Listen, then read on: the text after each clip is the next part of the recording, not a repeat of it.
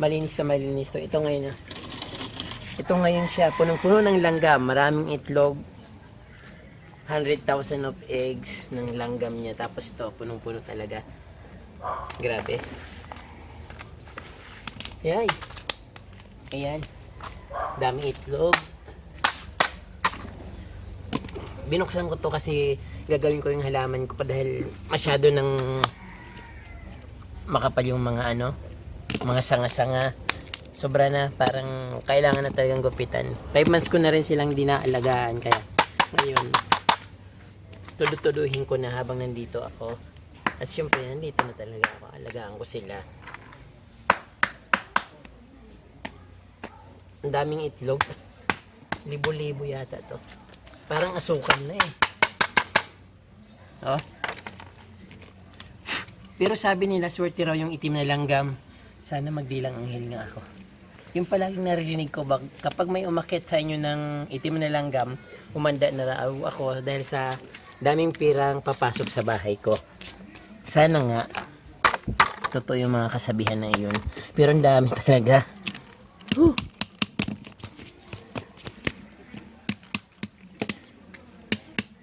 Kailangan siguro itong hugasan. Ipagpag lang.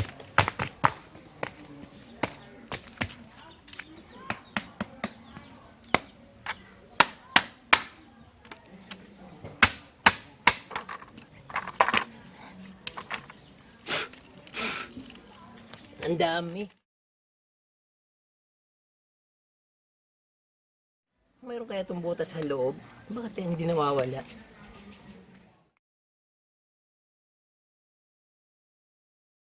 Kinagat na ako. Hindi ko alam na kung target nito talaga. O sige. Konti na lang naman yung halaman na lang pag-aksayan ko. Mawawala na rin to. Ready na.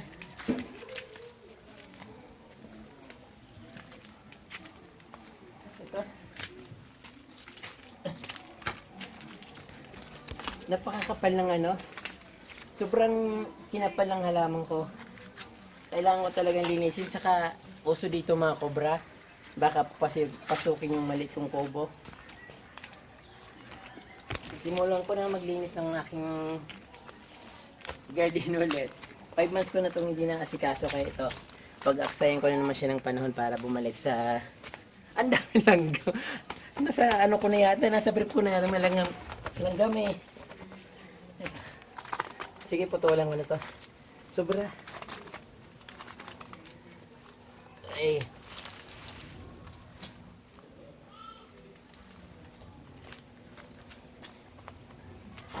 Umalis ako dito, napakaganda ng garden na ito. So, hindi naman nakakapagtataka kung gumanito kasi sa tagal kong nawala. 5 buwan akong nawala, kaya itong resulta. So, kailangan ko talagang ibalik sa dati. Pero hindi mapangi dito.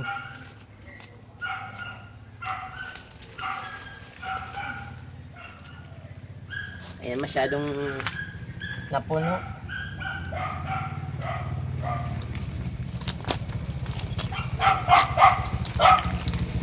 Mabilisan lang ito.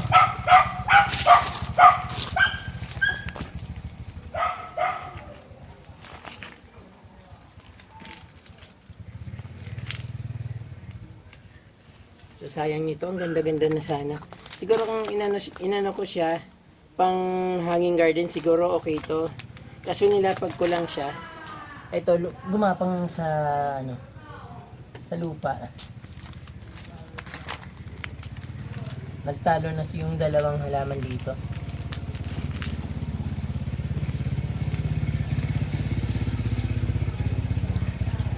Halos matakpan na yung rose na pinagmamalaki ko. Nung umalis ako, punong-puno to ng bulaklak eh. O, see? Sobrang dami.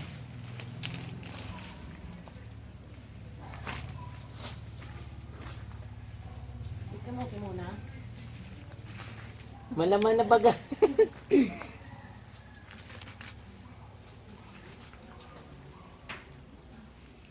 Ay, nasobrahan yata. Oh my gosh, nabunot lahat. Dapat ano lang eh. O sige, may i-restore ko na lang to.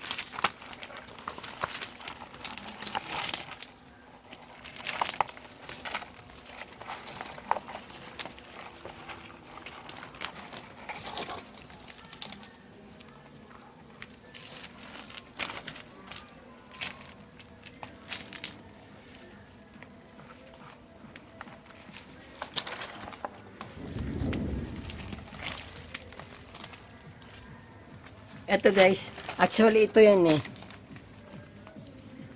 Bali na sa isang maliit lang siya na ano, lalagyan. Dito siya galing. So halos mapuno niya lahat yung buong paligid na nung gumapang siya.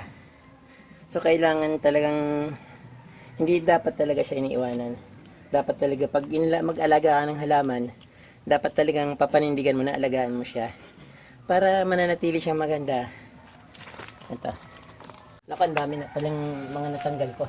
Itatapon ko muna ito dun sa kabilang bakod para hindi ako maabala dito sa paglilinis.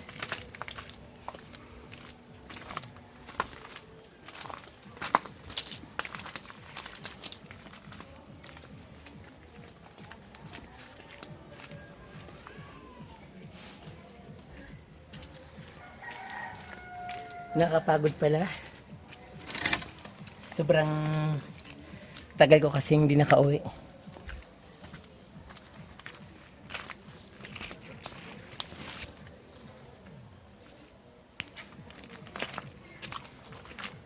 Ito ayusin ulit ko dahil ano, masyado ng ano dito, punong-puno na. Ibabalik ko sa dating anyo.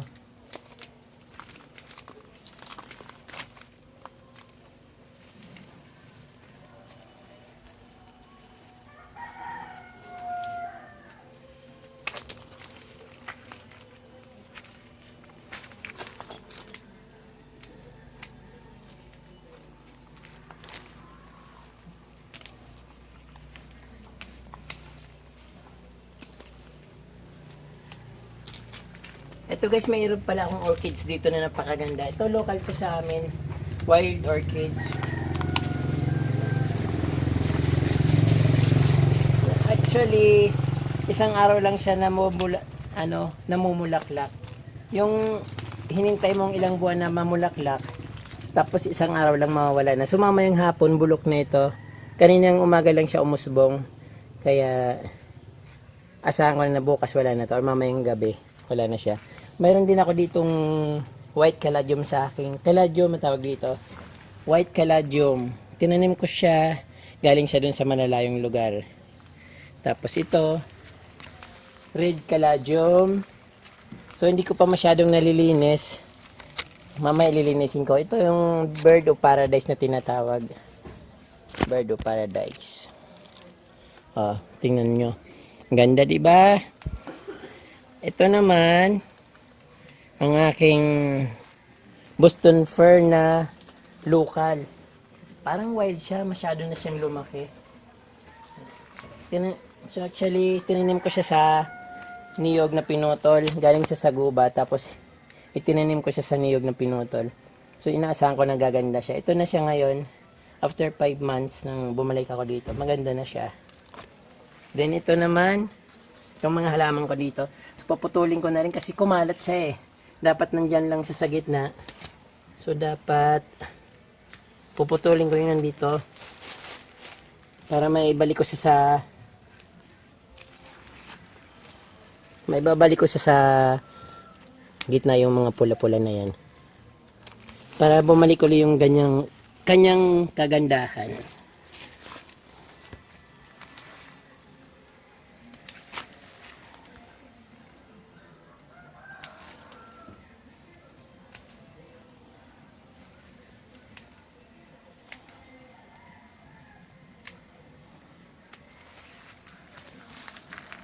So, para maging maliwalas ulit ang kanyang ay, naputol na hindi na siguro pwedeng ibalik eh. Pero pwede ko siyang hawiin pabalik diyan para maging makulay ulit yung gitna na Napabayaan kasi guys eh. Pag nandito ako, kasi wala naman na ibang magawa, wala akong ibang gagawin dito, naiinip ako. So nagtatanim ako ng mga gardens, ng mga halaman. At syempre gusto ko yung may makulay na magkaroon ng attractive yung garden na ginagawa ko. So ito na nga yung ginagawa ko. So attractive naman ulit siya. Kaso nga lang yung napabayaan. So ibabalik ko ulit ang kanyang fresh at kagandahan. Napuputol na eh. Ang hirap.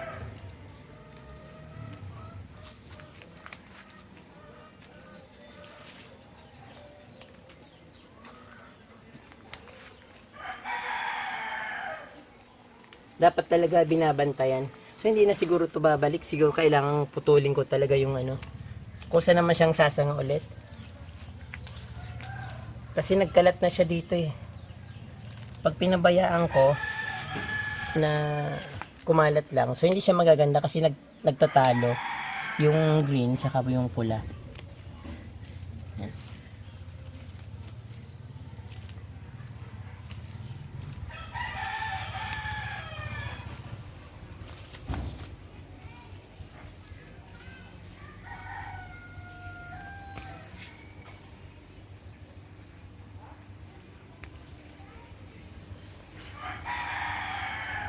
Masyado nang malawak yung narating nila. Kailangan ko talagang bunutin. Katulad nito, dapat nasa gitna lang lahat yung mga yan.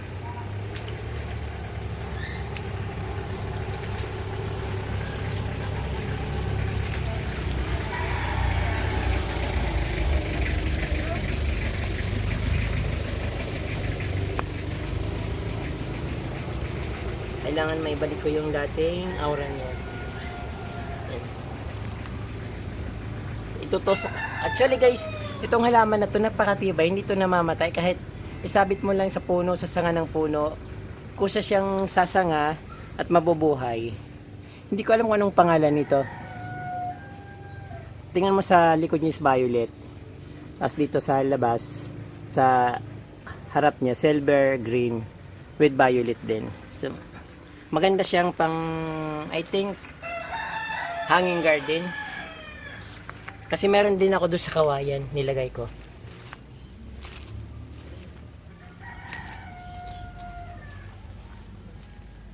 Masyado na siyang humaba. Later, puputulin ko rin siya. Ayusin ko lang muna to.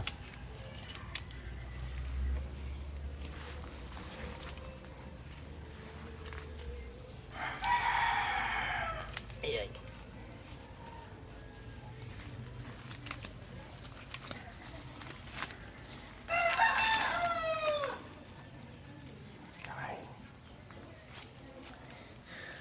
Pagod ako guys. Pero mamaya, mayroon pa ako doon sa kabila. Mas kailangan ko pang pagandahin. Pero dito muna magpo-focus kasi masyado ng ang tawag polluted. Polluted ang dating. Parang punong-puno na.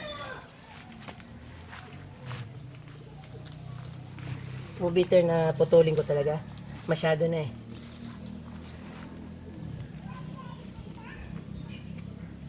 Kusa naman siyang tutubo ulit.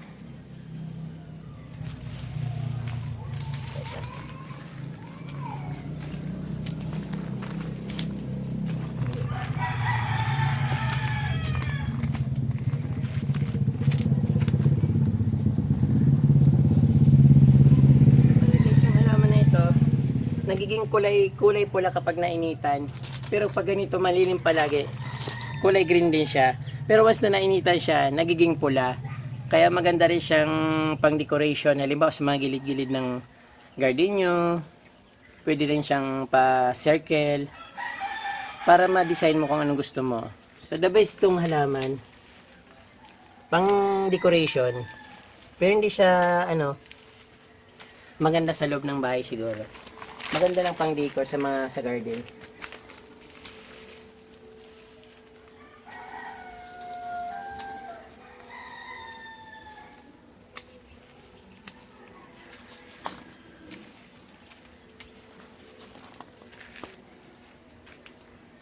Medyo maganda na ulit guys. So, masyado lang makapal, kaya puputulin ko rin.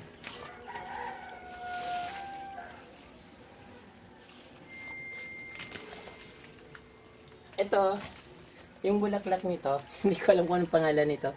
Pwede rin siyang itanim. Puputulin mo lang siya dito, ganito. Puputulin mo lang siya.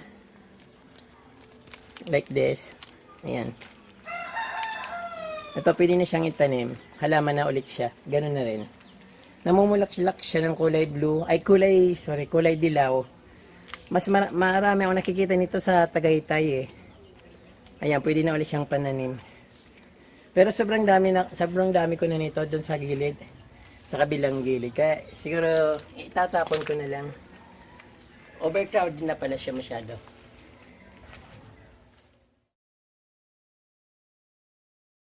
Ito na yung ibang mga sanga-sanga dito kasi nga overcrowded na. Para magkaroon naman sila ng space. Ayan, ganda nitong pananim oh. Look at the flower guys. Kulay yellow siya. Siguro pamilyar naman ito sa inyo. So ito pwede na itong pananim. Pero itatapon ko na siya dahil crowded na masyado dito. So kailangan ng space ng bawat isa.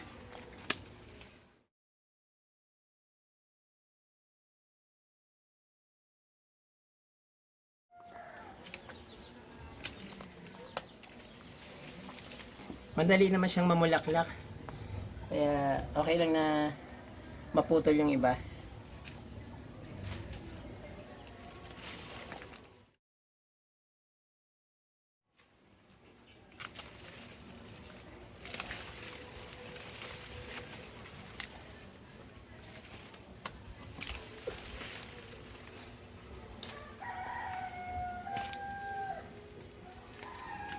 Nawala yung mga ano ko dito, namatay.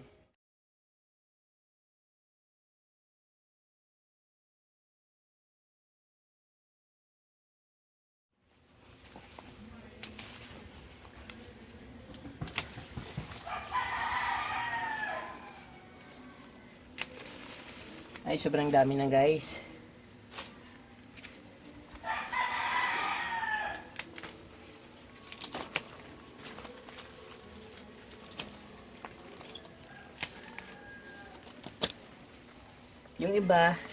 Yung ibang mga bulaklak, kusa na siyang tumubo.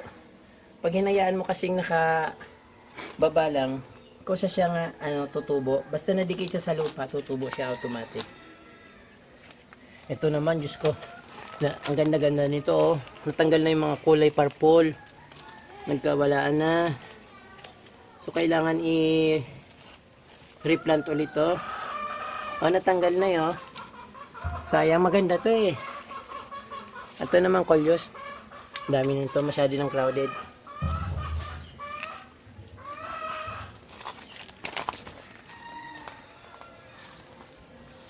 So yan muna guys. Update ko na lang kayo sa second video ko. Nandun ulit sa kabilang bahay. Sa kabilang dako ng bahay ko. Kabilang dako ng kubo. See you guys. Update ko na lang ulit sa susunod na video.